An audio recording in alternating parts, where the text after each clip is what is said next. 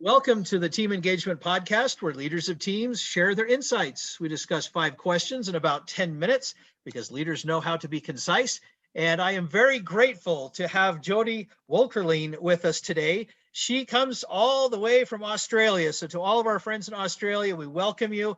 And because of the time difference, it's a good morning to her, where I'm recording this in the afternoon here in the United States. So Jodi, thank you so much for joining us today. What would you like the listeners to know about your business, the Jodi Woelkerling Enterprises Company? Yep. Before I jump into that, Sean, thank you so much for having me on as a guest. So with my business, I basically work with organizations at a whole organization level, individual team level, and also individual people level, working on resilience. So that's around building that ability within yourself to stay calm when there's challenges, or if you are sort of feeling pressured, and detecting that in yourself and bringing yourself back to calm. So it's around building that into the whole culture so that the whole business has that resilience and all the people within it, and also working as the various individuals and teams within the organization can have a huge positive effect on the business and on the individuals. That is awesome. And boy, if that's not needed in this day and age right now, I don't know what is. So I'm really glad to hear that you're focused on that and that you're working with teams to really develop that. I think that is so important. Well, let's jump to the questions and talk a little bit more about this. Jodi, if you would, share with the audience an experience that you've had with successful collaboration within a team. It's interesting. I thought about this question, Sean, and my background before going into my current business was in the banking industry. So I ran a bank branch. And it was interesting, bank branches almost run as individual little, even though they're part of a big enterprise, they run as individual little teams almost.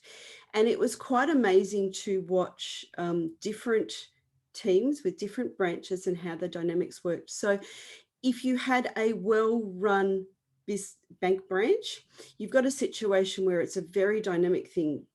Various things can walk in the door at any moment. So it's very dynamic, it's constantly changing, it's high pressure, it's high responsibility, it's highly regulated. So it's a very pressured environment, but you need to structure it so that the customers don't have the impression of it being a pressured environment. So a really well-run bank branch, you have things like everybody knows their roles, they all support each other, they cover each other's backs. If there's knowledge shortfalls, they kind of train each other. So probably the best collaborations I've seen have been in those well-run branches where there is that total communication and collaboration and covering for each other for the benefit of the team, but also for the benefit of the customers. So it's an interesting question, but that's probably the best that I've seen, a well-run bank branch. It's a great example. And you're so right in the sense that the banking industry anywhere in the world is really, it's highly regulated and there's a lot of pressure to do things accurately and to try and keep it light and easy and not a concern for the customer. You don't want them worrying about all the regulations. You want to keep it easy for them and keep the transactions simple. I think that's a fantastic example. So thank you. The next question number 2. I hear from other leaders that it is a challenge to measure engagement. Tell us your thoughts. 100% agree. It is very difficult to measure. What I find is it has to be measured in a combination of things. So what I mean by that, there's certain quantitative ways of measuring it, which can be things that most business have access to, like what's the staff turnover, what's the performance or productivity output, that sort of, and the key performance indicators of a business. But you've also, you can do quantitative surveys and state of mind, that sort of stuff, but you can't just take those as themselves without going into detail. So that's the quantitative, but you also need to measure from a qualitative point of view. So that's things like observations, just seeing how people work together in the dynamics, and interviews. So when I go into businesses, I will use a combination of all of those things to actually get an idea of what's the engagement in the business. You can't just throw out a engagement survey and think you've got an accurate picture of what's going on. Very true. They're useful to get you started, but it rarely tells the whole story. So I think that's a great observation. Thank you for sharing that. Question number 3, and I'm going to modify the question just a little tiny bit because I am really fascinated by what you do with resilience. I consider that to be one of the core attributes of really confident leaders. So I wanted to talk a little bit more. How is it that you develop resilience either within yourself as a leader or for a team that you might be leading? What are some ideas that you have on building resilience? Yep. So as an individual, I always work with people on 3 levels. And I'll do this with individuals on a one-on-one coaching basis a lot of the time. So the first level is, if you are feeling stressed, noticing it in yourself and having those quick go-tos to bring yourself back to calm, so that you can have the clear thought and all that basically way of that self-realization, self-awareness, bring yourself back to calm, because there's certain things that you can do that physiologically will bring you back to calm very quick. So that's the first level. Second level is there's lots of lifestyle, mindset, a lot of factors that make an enormous difference in how you handle the challenges in your life. So I work with people with that sort of stuff. So things like diet, exercise, sleep, and a lot of the mindset things like how you respond to setbacks and that sort of stuff. The third level, which is the really interesting one, is that there are the certain people who find, and I was definitely one of these, find that their resilience is challenged, and it's a real challenge for them to stay in that state of calm. Mm-hmm. There is generally underlying subconscious things. So it can be a decision you made when you were 6 years old. It's interesting because there are people out there who, and as I said, I was one of them, who find that the stresses really do affect them.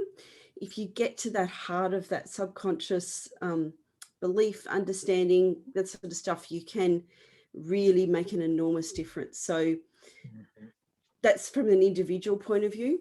From an organizational point of view, there are things that really do affect how an organization runs, how the team relates to each other, how the team members are feeling, how they're engaged. It is a case of doing that really strong analysis of what's actually going on here, and then putting in measures to address that. And the measures really do vary depending on that environment of the organization. But it's I don't know, things like correct systems, gratitude practices. There's an enormous array of things that you can do, and things that you can train and help people to actually develop those characteristics that create that environment. So those are great tips. Sorry. Oh, no, that's perfect. That's such good information, because that's exactly what all of us need to be working on, especially in the current environment. Like we talked about earlier, there's a lot of need for it. And there are things, whether it's company specific, whether it's industry wide, whether it's on a national level or worldwide, like we've experienced, there's some things that come along in life that will throw us for a loop, and you got to have that resilience to bounce back and be able to adjust and get back as best you can, get back to a state of, as you call it, state of calm. So great comments. I really like those.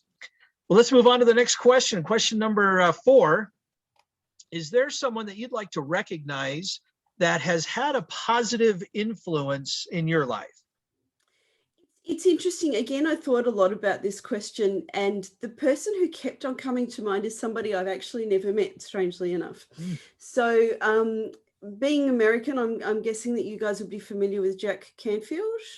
Yes. Yes. So I was introduced to his work and his success principles a few years back. and basically became an avid. It was like reading the book was like all these light bulbs going off. And then I actually done the certification to be a trainer in his principles as one of the, I don't know, one of the strings to my bow. Yeah. And basically the reason why he comes to mind is his principles are about empowerment and really taking control of your own life and making a really positive impact on your own life. So I just found his work and the simple but so impactful things that he teaches have just had an enormous positive effect on me and how I handle and approach the things in my life. So. Well, that's great. Well, thank you for recognizing Jack. You know, it's always interesting to me how different people connect with different thought leaders, or sometimes it's closer to home, you know, family members even. There are all sorts of different ways that we influence each other. So I appreciate you sharing that. All right, Jodi, our last question. Tell us a little bit about your first job. It's not that exciting. So as a teenager, while I was at school, I basically worked in a gift store, serving customers, learned how to wrap presents, which was probably a very useful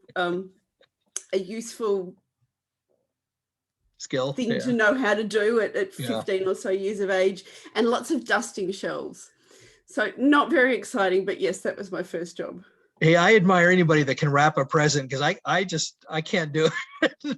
I can get it wrapped, but boy, I'll tell you, it's not something that I'm very good at. I have a wife and two wonderful daughters who are very skilled at it, but I'm not. I make them wrap all my gifts. So,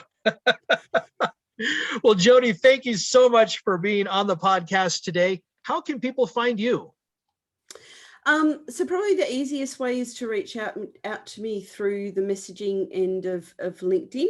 So if you just search Jodi Woelkerling on LinkedIn, the other option, they can reach out through info@jodiwoelkerling.com via email.